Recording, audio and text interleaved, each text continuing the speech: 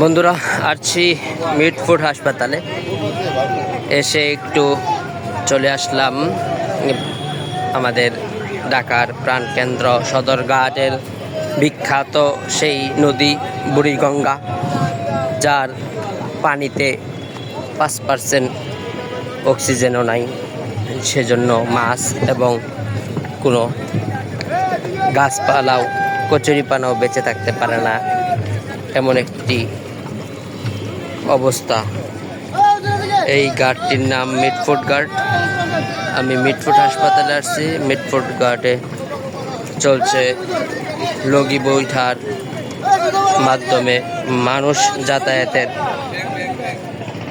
এক বিশাল ব্যবস্থা। পাশে যে লঞ্চটি দেখতে পাচ্ছেন, এটি একটি